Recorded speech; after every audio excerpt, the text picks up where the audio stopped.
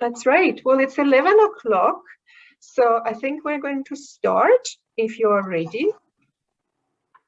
Okay, sure. Great. So thank you for joining us. Good morning, everyone. See, we have quite a few participants.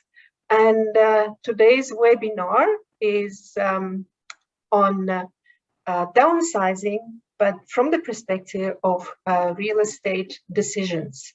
Last time we had a downsizing webinar, it was about how to basically declutter and prepare your own home and what to take and what not to take if you downsize. Today we have Gary Bourne, who is a senior real estate specialist with Royal LePAGE Sussex, and he has many years of experience working with people who are making these decisions about downsizing. And just before Gary starts, just as usual, a couple of what do you call them? Just announcements. So everybody is muted just to avoid background noise. And if you have questions, please ask them in the chat box. And after Gary's presentation, there will be plenty of time for questions. And we'll read them out and Gary will answer as many as there is time for. So thank you again for joining us. And I will hand over to Gary. Okay, thanks so much, Anna. It's a real pleasure to be with you today. And just a little bit about me. I've been selling real estate with Sussex Realty for 38 years in North Vancouver. I work North Van, do some work in West Vancouver. And just in the last few years, Sussex Realty aligned ourselves with Royal LePAGE, which is a 100-year-old Canadian company. So we've got the opportunity of being a national company now, and a Canadian one at that. So during that time, I've had the opportunity to sell a lot of different kinds of real estate, which would be detached homes, empty lots, townhouses, apartments. And when it comes to apartments, you've got strata title, you've got fractional interest or leasehold. I've sold apartment blocks and even mobile homes, if you can imagine that. And I think the only thing I probably haven't sold is a float home, which it's always kind of crazy to me that float homes would be considered to be something that a realtor would sell, but we do that. So during that period of time, I've always really enjoyed working with seniors. I just find that you know, they've got a level of maturity and wisdom, and they tend to maybe listen or take advice better than, say, younger buyers, millennials, or whatever. So I've just, like I say, I've really enjoyed working with them, and to show that that I'm so serious about it, I actually became a senior myself. So I think that really shows the kind of dedication that I have towards them. And just before I start in, I just want to make it really clear, I'm not a professional speaker, not at all. I've done a couple of little talks, and in fact, last night my wife was helping me put a few screens together, and she says, you know, what's this for? And I said, I'm doing a little talk, and she says, it sounds like you're talking about public speaking. And she says, you know, you're not very good at public speaking. In fact, you're not even a good private speaker. So that being said, we'll go forward with it. I've never done a Zoom presentation before, which is a little concerning because I tend to look a little better with a mask on. So I didn't want to wear one today. So let's go forward. And by the way, if you've got any questions as we go through things, please don't hesitate to put a question in the chat. I'm happy to sort of just take any questions as we go. All right, so today we're going to be, I'll give you a quick real estate update, see what's happening out there. It's, you know, real estate is always very topical. People, you go to a cocktail party, well, we don't do that anymore, but you know, you see people and they're always very interested in what's happening out there with real estate. We're going to talk a little bit about changing senior lifestyle trends, and then we'll talk more specifically about downsizing. Okay, so launching into real estate. So I've got some, oh yeah, I'll start with this. Kind of interesting as things have gone on. Remember back in the 80s where we had prime interest rates at 22.75%? It was great for seniors, you know, who had saved up the money. They could safely invest it in term deposits at 23%, if you can imagine that. And we used to call that Freedom 55. You get all these insurance companies were talking about Freedom 55, but then interest rates started going down really after the early 80s, and sitting at 2001, the prime interest rate had decreased to 5.75%. So those seniors could no longer get really great returns. We kind of called that Freedom 65. So it's just taking a little bit longer. And then as we move to today with interest rates so low, we're gonna say that this is Freedom 105, because here's this poor old gal. She's the prime interest rate is 2.45. She can't get any kind of return on her investments, and so she's still working at McDonald's. So don't want that to happen. But here's the Vancouver market update. And keep in mind the stats that I have here, because the audience is from all over different areas. These are composite numbers for all of Vancouver. So it would include detached townhouses and apartments. And if anybody is seriously considering selling their property or something, you want to take a very close look and do a deep dive at the local statistics, the stats of your area for your particular type of real estate, whether it's detached homes or apartments, and then looking really closely at really what's happening in your neighborhood. So again, these are composite numbers. So in Vancouver and really all of BC, we've got a real seasonality to the business. So here you can see, looking at 2021, which has been an extraordinary year, but it's still following the seasonality that we see year in, year out. And you can see that, typically we start the year, top line here is sales. We start rather slow. People are still coming back from their Christmas holidays and, just sort of settling into the new year. We had 2,389. And then usually as we approach the fall, getting close to, the spring, that's where the highest activity level is. So February, it went up to 3,727 sales. And then March, typically February, March, April, and May are the best months. March, it climbed up to 2,700, which is the best month of the year. And, staying high in April, May, and then just tailing off in the summertime, with the holidays and whatnot, down to 3,700, 3,300 in July, a little bit down lower in August, and then, pretty much staying the same in September. So, so that's your sales, that's your demand. Looking at the active listings, you've got to look at it, of course, in conjunction with the sales, but we started the listings at 8,300 listings for sale, and then went up slightly in February. And then again, a lot of people waiting till spring.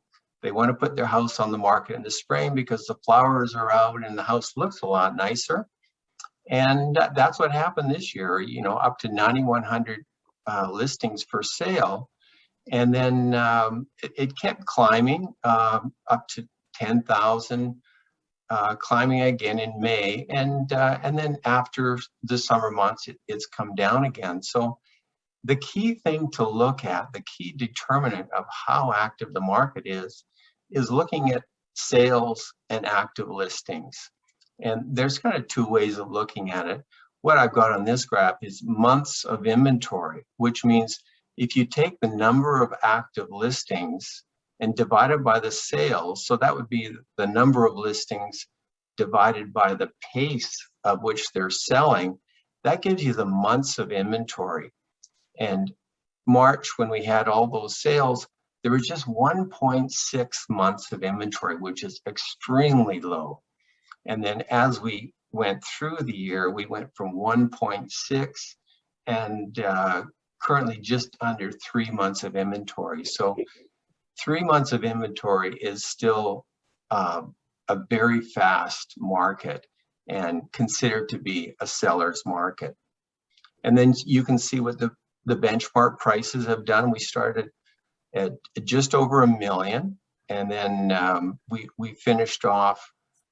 It increased, then just came down a little bit. We finished off at about 1.19 million. So looking at it at a different way, this sort of depicts here we've got the number of listings. You can see they went up in the springtime and then came off a little bit. And then with the sales, same thing. They went up, they reached a high in March and then came down slightly. So the key thing is the amount of space between the number of sales and the number of listings.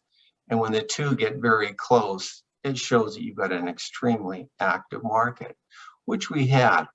So if we take the other reciprocal of months of inventory is if we look at the sales to actives ratio.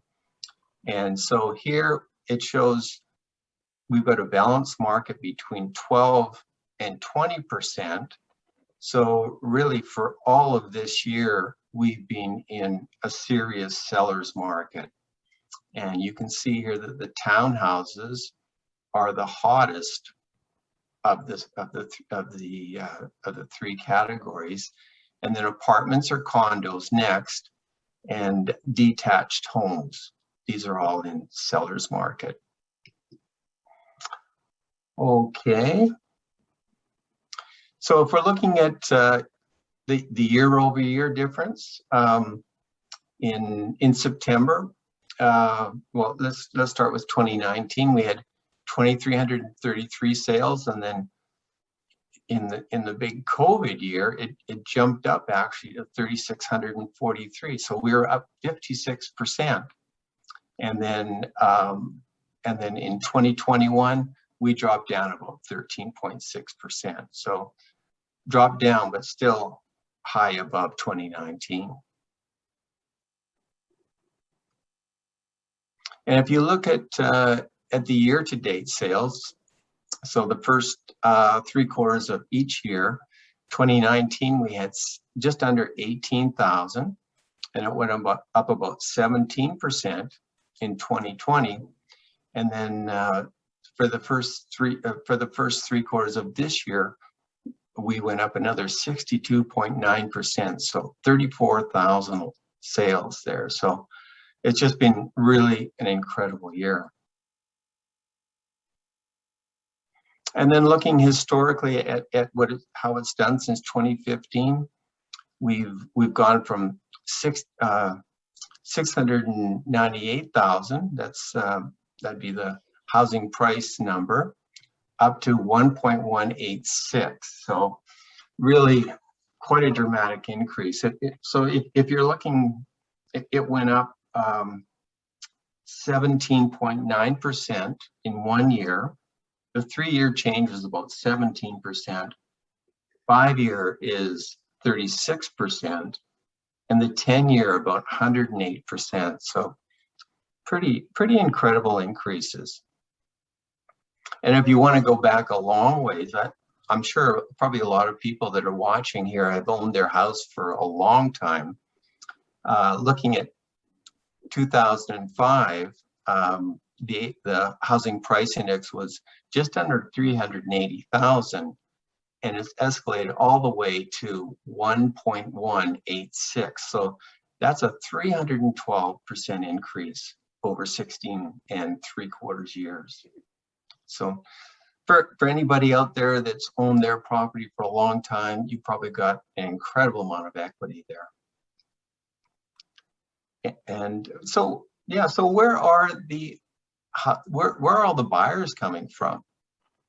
Well, I'm not sure how to get rid of that. Okay. Yeah, so what I looked at was, this is the home buyers demographic. And what happens is the real estate board every month sends out a questionnaire to any realtor who's had a sale working with a buyer to get a handle on where the buyers are coming from. So as a result of that survey, it was just done in June, so it's very recent. We're finding that we've got 40% of the buyers are first-time buyers. So we've got a lot of millennials in the market right now. They're a very big part of the market. And about 22% were buyers who were moving from one property to another similar property. So probably maybe making a slight upsize or a slight downsize, or maybe buying a bigger house, that sort of thing. 9% of the buyers were investors, and these were all domestic or local investors. No foreign buyers there. And then 10% of the buyers were moving from a condo or a townhouse to a detached home. So they're moving up. And then we've got 9% of the buyers were moving, just making a change within strata. They're moving from an apartment to a townhouse. And then 4% were moving from a detached home to a condo, so downsizers. And downsizers moving to an apartment. And then we've got about the same percent, 4% moving from a detached house to a townhouse.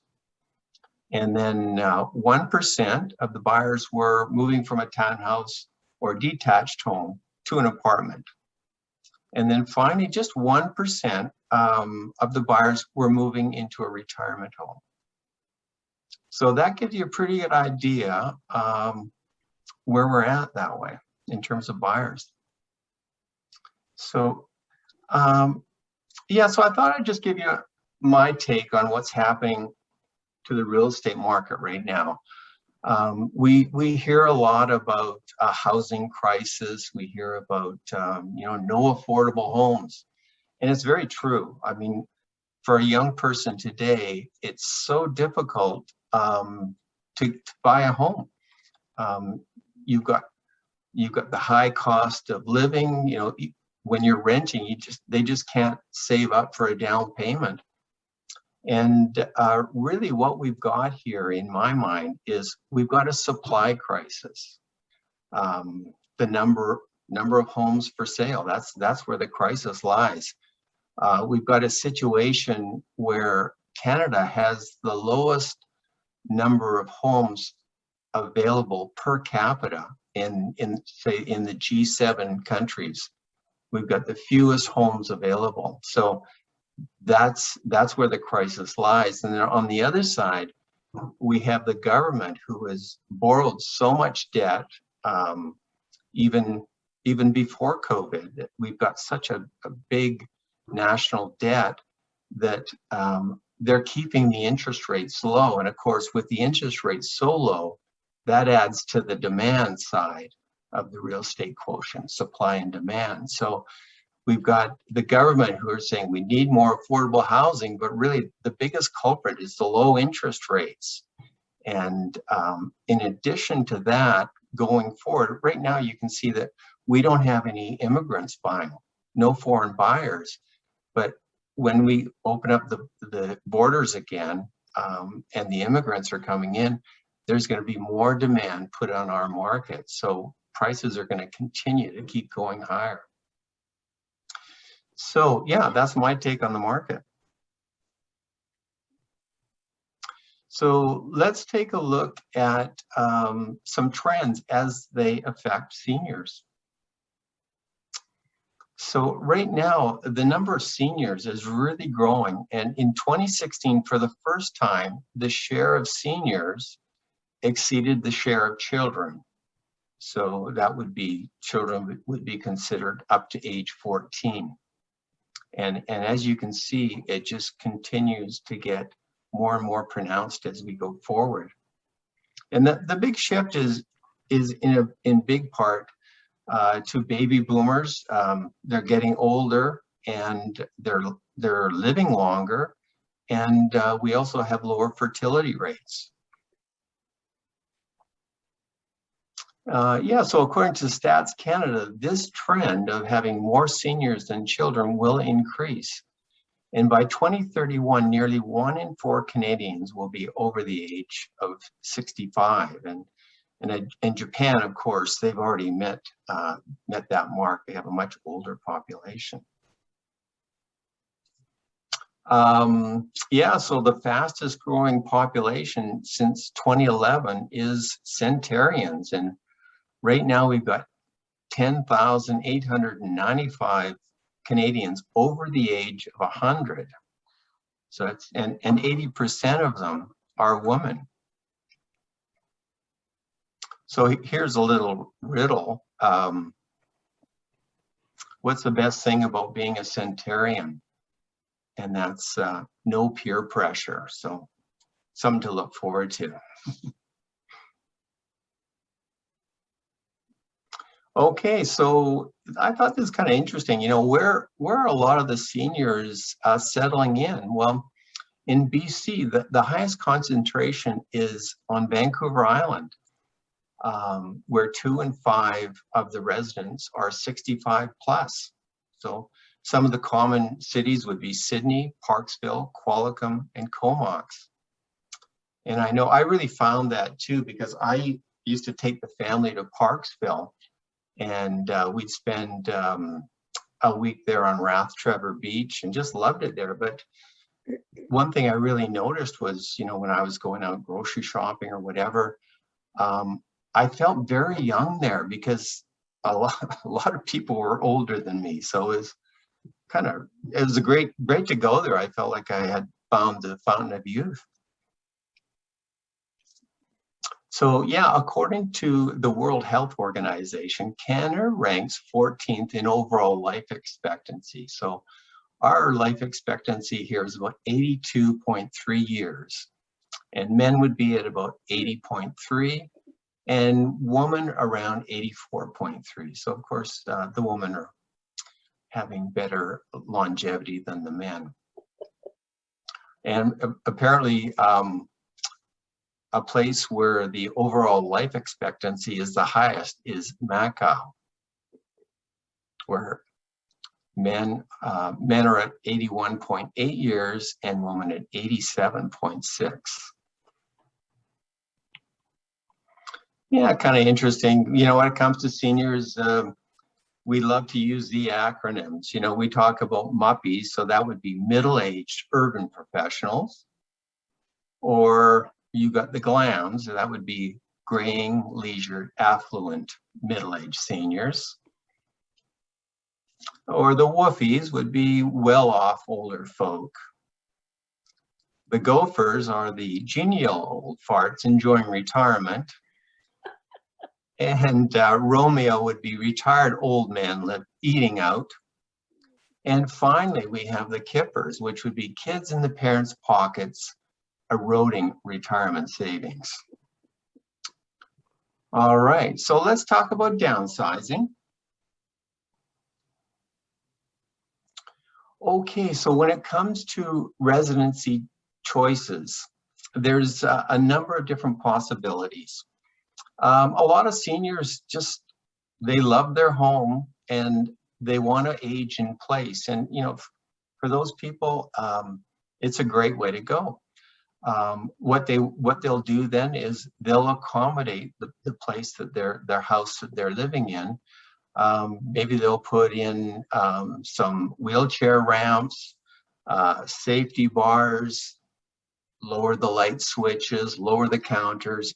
Basically, make sure that you've got enough space for your wheelchair. Just accommodate your house so that you can age in place. Another choice would be to rent. Just keep things simple, sell your house, rent. Maybe you want to do a lot of traveling. It just keeps things really simple. And that way too, you know exactly how much your investments are going forward. Some people, they'll not want to move into a strata title, so they just want to get a smaller house, probably on a smaller lot, and obviously you'd want it to be one level living. So then there's a couple of different strata title choices. One would be townhouse. Now, when it comes to strata title, it's a different kind of living. You've got to be prepared to live in more of a condensed lifestyle. You're living closer to your neighbors. You know, some of your freedoms are lost. You'd have monthly payments to make for your maintenance. You probably have some amenities that would be offered in terms of your townhouse. And the other thing too is, instead of owning a house where you might have some large out-of-pocket expenses, possibly when you have to replace a roof or furnace, that sort of thing, with townhouses you pay on a monthly basis, and hopefully that enough money is being collected and you wouldn't have any of these unfortunate surprises financially. Now with apartments, you could just buy a regular apartment, or you may want to buy a 55 plus. Now in North Vancouver, where I work, there's a number of different options. We've probably got about 10 different 55 plus buildings that are offered. So they're really great for seniors because you're living with other people that sort of have your same requirements and desires. So you'll find that they have more amenities. Probably a lot of them would have swimming pools and large amenity rooms where you can play cards and pool tables, that sort of thing. So more opportunity for social aspects there. And yeah, just basically being with more people that have more time on their hands and more of similar interests. Another possibility would be retirement residences. Like I'm talking about some of the big ones would be Rivera or Amica, and of course they include the food, so that just really makes life simple. And they can be pretty costly. And then you've got ones that would be just assisted living or independent living.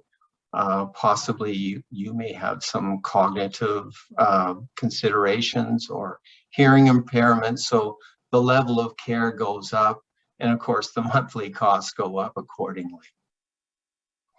Now, another thing that I'm seeing a lot of lately, especially with the high price of real estate, is multi-generational living. So you'll get multi-generations where they'll buy probably a large home and accommodate it for, maybe the parents will live on the main floor and some of their kids will live in the basement with their family. So another way of doing it, which is great. I mean, it really works out well because in that scenario where, say, the kids are living with their kids, the grandparents get a chance to be close to the grandkids and they can help out with the babysitting and that sort of thing. And then the kids in the basement can help out with the cost of the housing for the parents. And then you get the community care facility. So that would be your typical nursing home scenario. Gary, Mm-hmm.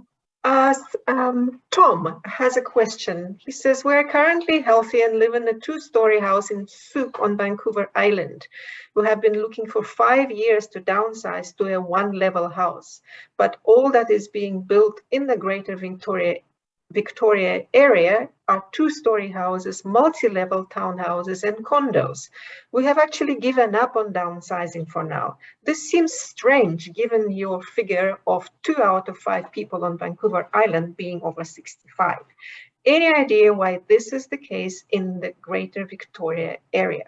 Our choices appear to either downsize to a condo or move to Colicum Beach.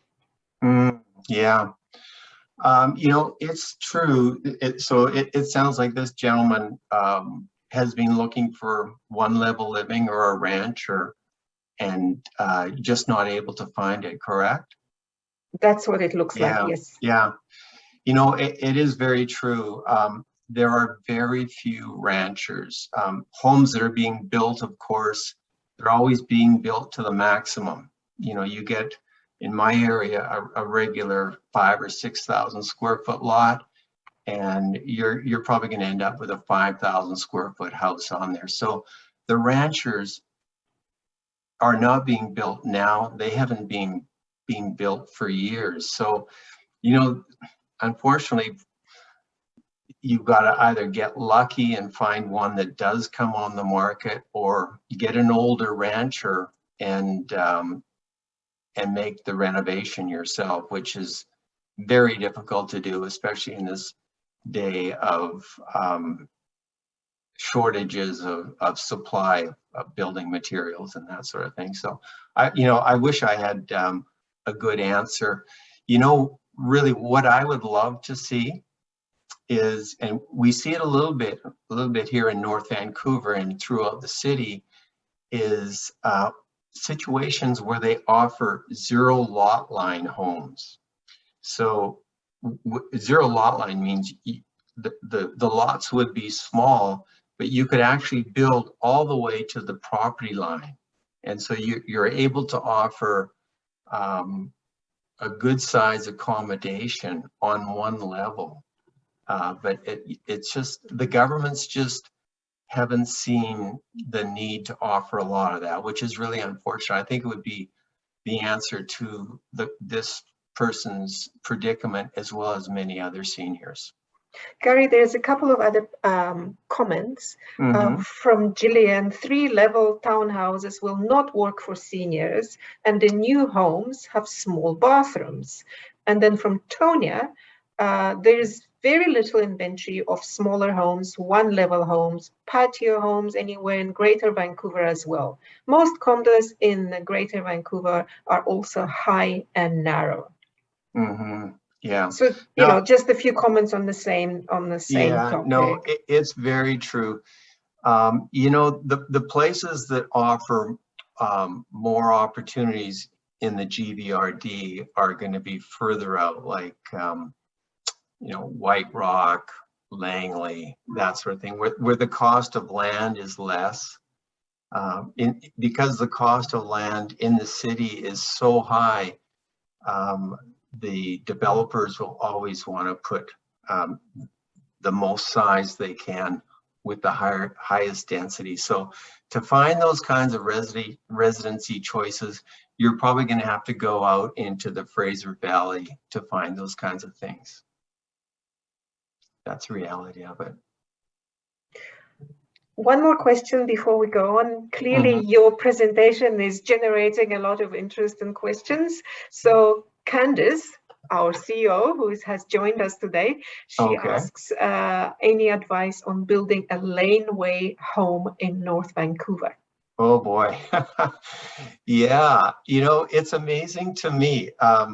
The city of North Vancouver is very open to the idea, which is great. I love the idea.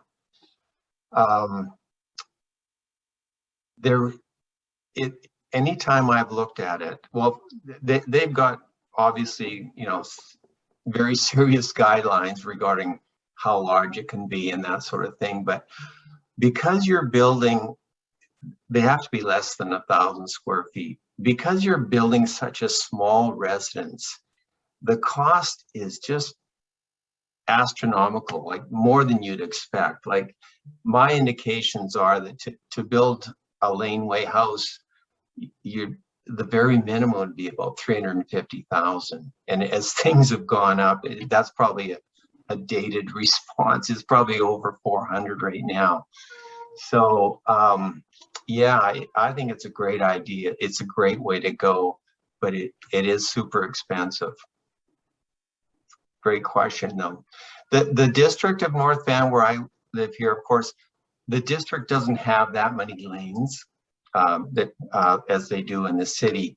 So the requirement for the the district of North Vancouver, unless you're one of the few residences that do have a lane, you need a 10,000 square foot lot, which is quite a large lot, and there aren't that many of them, but at least they're open to the idea of doing it. All right, any other questions, Anna? Not for now. Okay, cool. Love the questions, by the way.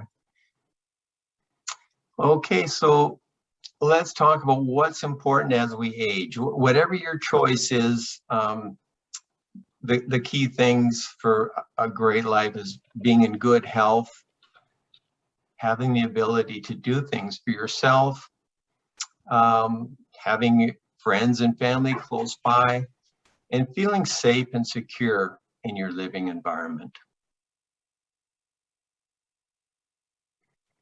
Okay, so yeah, so leaving your home, it's like leaving your best friends or your best friend. And, you know, as a realtor, I just really want to make it clear that I take this very seriously, because I know it is such a big move. And as a realtor, I really want to sit down and understand the client. I don't want to get into a situation where I want to get a sale. What I want to do is find out what their needs are. And as a realtor, I think it's really important to go at the pace of your client. I've had people that have called me in, you know, maybe 10, 15 years ago. That's when they're starting to think about it. Well, you know, 15 years later, the timing isn't right for them. So like I say, I want to go at their best, at their pace. You know, possibly I take a look at the situation, you know, just to show them what's available, maybe show them a few apartments as time goes on, keep them up to date with what's happening, but basically go at their pace and understand that it's a huge move. Like when I say it's like leaving your best friend, you know, some of the people, like just last night, for instance, I sold a house in my neighborhood, and I know how difficult it was for those people. You know, it was a family home. They were the first owners of the home. It was built in '53. So you can just imagine they've been there for 68 years. The 3 kids have grown up. You know, so you've got all the memories of the kids growing up. You've got the in the doorway archway where they're keeping track of the kids' height as they grow older. You know, seeing that the mother walking in the streets, walking her dog, just, you know, just the familiarity she has with the neighbors. And of course, as time goes on, and, you know, the neighbors were all looking out for her, you know, they're always making sure she was okay. She'd walk into the village. I live in Edgemont Village area. She'd walk into the coffee shop, and, you know, before she even make her order, they'd have her coffee drink ready for her to go. They knew what her drink was. They knew her name. You know, it's all about familiarity, and that's why it's such a difficult move to make. And so, you know, basically when you're sitting at the stage where you're planning on making a move, it's like there's 3 considerations there. You feel a sense of loss, with, as I mentioned, with the familiarity.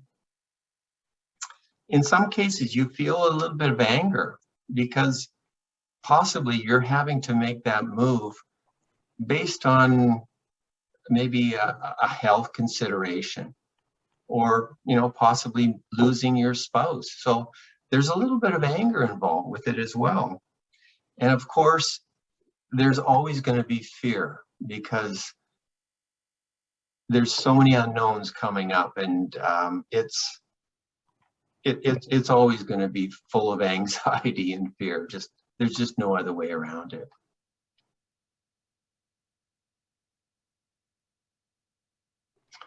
All right, so there was a survey that was done, and they asked seniors a number of questions. So the first question was, what is the top reason for you considering a move? And so the three choices are, the first one would be health issues.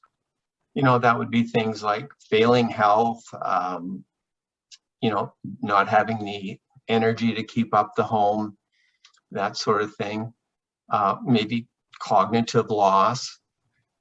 Then we have maintenance issues. That would be the home is aging and the owner is no longer able to keep up with the maintenance. Now there's deferred maintenance issues, inability, say, to do the gardening that you used to do before. So a lot of those chores become overbearing, more and more difficult. And then another reason would be just downsizing, which would be just not having the need for all the space that you did before. So on the survey, they found that 42% of the people said the main reason for the move was going to be for maintenance issues. And then the health issues accounted for about 34%. And about 10% felt that the downsizing, just the lack of need for space, was the reason for the move. Others would include loneliness, poor access to transportation, age, and finances. And sorry, Gary, somebody else, Gillian also added, another consideration to moving locations is getting a new doctor, which is almost impossible. Absolutely, that is very challenging. You know, fortunately, we have walk-in clinics, but yeah, that is if you change location, that's a real consideration.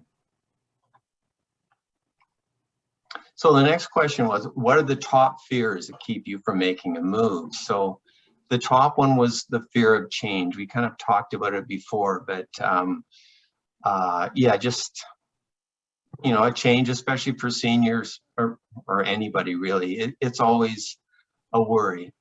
The fear of downsizing, you know, that refers to the enormity of the move, that there's so many different moving parts and so many different aspects to doing it. And then also emotional fears. Now that would be things like moving away from your friends, maybe worrying about getting a doctor, you know, that sort of thing. Yeah. So you know, some of the other fears would be financial concerns and loss of independence. Okay, so what have you heard most from friends and relatives who have made the move to senior housing? The survey indicated that 76% of them said that they were satisfied, pretty high percentage. 12% were unsatisfied, and 12% weren't sure. So there you have it. Most of them seem to be satisfied with the move. Now, Blue Shore did a financial survey, and of those planning to downsize in the future, what percent said they would buy outside the Greater Vancouver area? And the answer is, this surprised me, it's slow to come up, but I guess we have to wait for it, 82%. So yeah, a lot of people are moving outside of Greater Vancouver. Now, you know, we talked about it earlier. In fact, one of the questions was, you know, the difficulty finding what seniors are looking for in Vancouver. So the 82%, part of that could be just the reason that Vancouver isn't providing enough possibilities for seniors. Okay, so our next question is, when purchasing a new residence after downsizing, what percent bought something less expensive? Now that was 77%, as you'd expect it to be pretty high. About 8% bought something more expensive, and about 15% stayed about the same. So about 77% were releasing equity from their sale. Okay, so the key thing is we've talked about the fears, and the important thing to consider is planning for the move. And in terms of plans, I've got a brochure here. I'll just sort of read some of the things out to you. And if anybody's interested afterwards in getting a copy of it, you can just let Anna know, and I'd be happy to share it with you. But it's sort of, it outlines things to go through, things to plan so that you're really prepared for the move. And the key thing is with planning is you want to make the move on your own conditions. You don't want to make the move because you have to, because you've had a health incident or because you've lost your spouse.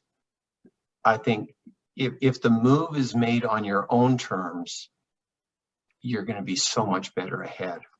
So in terms of planning, it kind of breaks it down to goals and priorities, so that you ask. It's about asking questions. Why are you considering the move?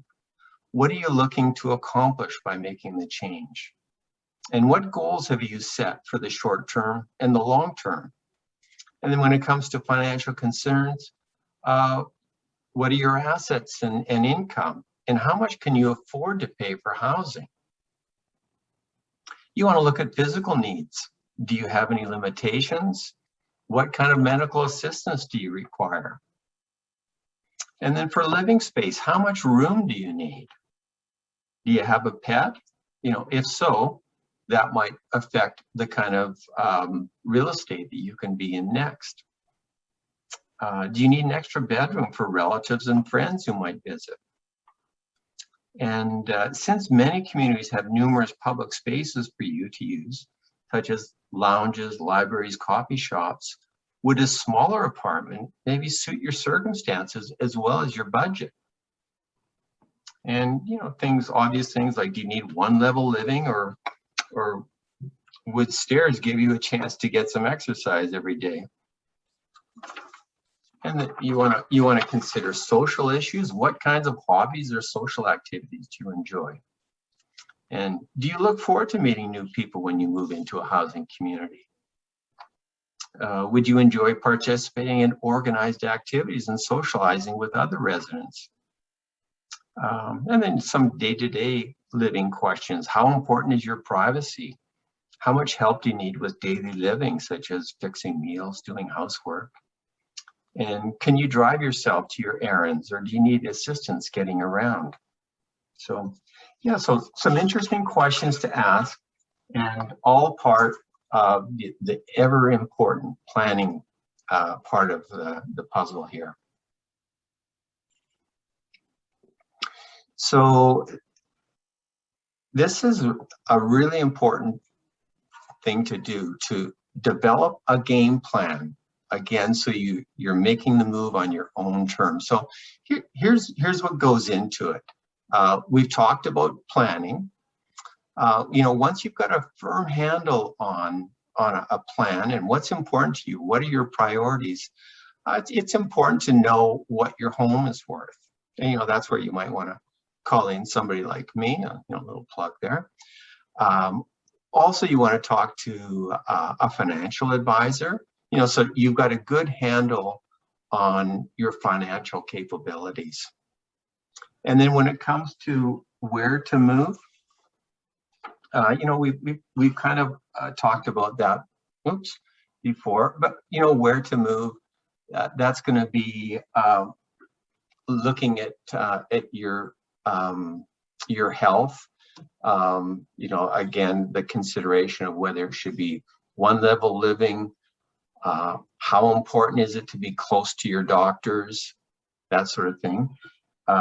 So what you want to do when you're deciding where to move is you want to match your desires and your health with your financial capabilities. With all that in mind, it should become obvious where to move will satisfy those three aspects. And then we've got the actual downsizing. Now, I know you had last seminar, you talked to a downsizer, so I won't get into any of the specifics of downsizing.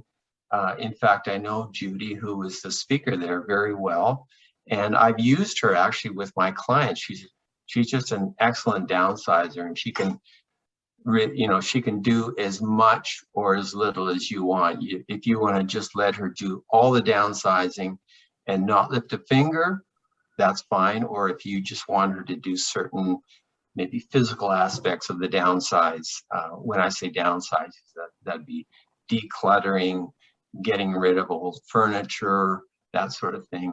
And then next week, we look at preparing the home for sale. So we're going to talk a little bit about more of the specifics there, but that would be things like looking after deferred maintenance, probably doing the landscaping, cleaning inside, and then next is the actual physical job of getting the home sold. So listing it for sale, having the home sold, exposing it to the marketplace, taking offers, and then finally the actual physical move. So, basically this is all part of the game plan.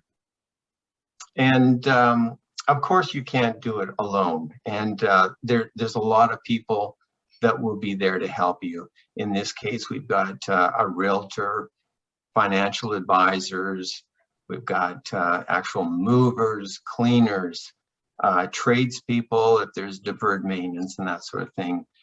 You want to maybe employ a stager to stage your home, make it look better. So you can't do it alone, and you shouldn't think of trying to do it alone. There's a lot of people that get involved to help you. Now, me personally, because I work a lot with seniors, I'm part of a networking group of other individuals like myself whose clientele are seniors. So for instance, it's called the North Shore Seniors Services Circle. And we've got, these are the members of the networking group. So we've got a lawyer here, and he deals a lot with wills and estates. I have a financial advisor can help out. The owner of Comfort Keepers. So if you decide to age in place and you want to have help come in, we've got Comfort Keepers that can help out there. There's a pharmacist. We've got a physiotherapist. Jefferson Lee, he works with Dignity Funeral. He always kind of jokes around about he likes to put the fun in funerals. So that's good to know. And then we've got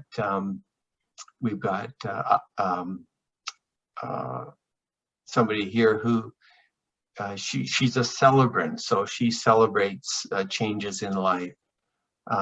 We've got Amir here with medical equipment, so if you want to accommodate your home with different medical equipment, Amir can help out.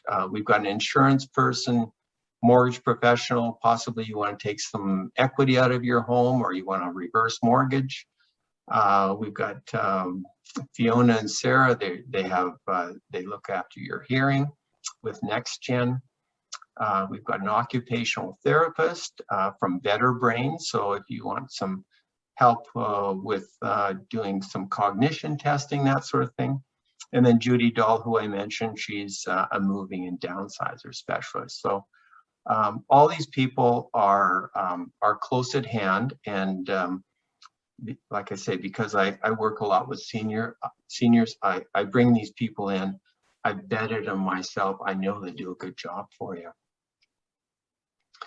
Okay, so just a couple more points here. There's 3 ways of selling, and one is to just sell it as is, basically, especially as our housing stock gets older. We've got so many scenarios now where the home is basically, the detached home represents land value. So you don't want to put any money into it. You just offer it as is. So the buyer knows that it's being offered in an as is, where is basis, and they have no expectations of what they can expect with the house. If the house has value, and there are some, say, deferred maintenance, you may want to fix the defects and then do some cleaning and prepare it that way. Or you know, possibly the home is in a really good area. Maybe the home is quite substantial, quite large. It might be in your best interest to actually bring in a stager, get it, you know, repaint it, look after all the deferred maintenance, and then offer it in that kind of state. Now, the timing of the sale is always something interesting. You know, what do I do? Do I sell first and then try and find a place? Or do I find a place first, once I found it, sell afterwards? So it's always a tricky question. So it kind of depends really on where you're going next. So if you're renting, say you're just renting an apartment, or maybe you're renting from a retirement residence, first of all, you want to see how easy, how abundant are these rentals. In most cases, they're quite abundant. And if you're going into, say, a retirement residence, find out, are there waiting lists, or can you be sure that you'll get it, say, in a few months' time? So in those cases, once you've sort of defined how easy it is to get a rental, then you could sell and then move into the rental later. In another scenario where you're buying another property, there's two ways of doing it. Again, you could buy first and then sell afterwards. So if you do it that way, in a normal market, you could put an offer in subject to selling. In this market, it's not possible because we've got a seller's market. Sellers would not be taking offers subject to finance or subject to sale. So in that case, if you want to buy first, if you've got a lot of equity in your home, you could make arrangements with your buyer to buy first and then put your property on the market, knowing that your bank, you could either use the cash that you have, or you could make interim financing arrangements with your bank. Or alternatively, you could just put your place on the market, sell it, and then go about finding a place to buy. Now, because I wouldn't suggest that in this market, because the market is so fast moving, we've got so many properties that are selling with competitive offers, it's really difficult to buy a place. It's much easier to sell. So I wouldn't recommend selling first and then buying afterwards. It's just too risky.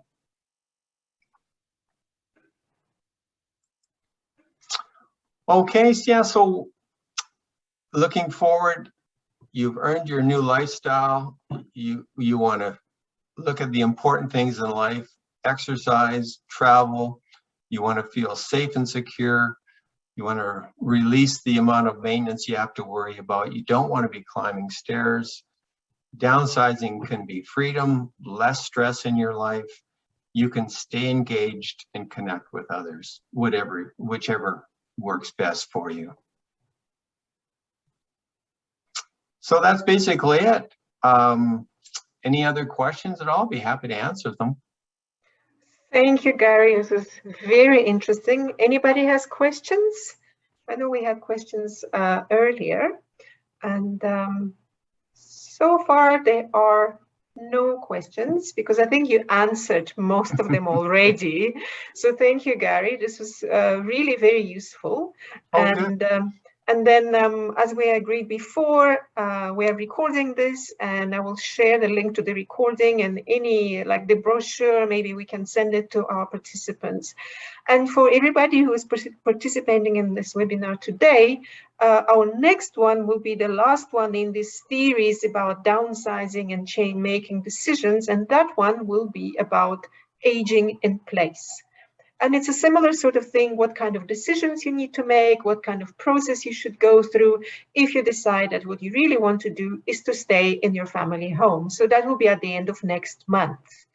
And we've got a few comments saying very informative, thank you, very good summary. And so thank you, Gary. It was really very useful. We really appreciate your support for TB Vets and for doing this for our donors. Thank you, everybody. Thanks, Anna. Thank you. Thank you. Bye. Thank you so much. Thank you all for participating. Bye-bye.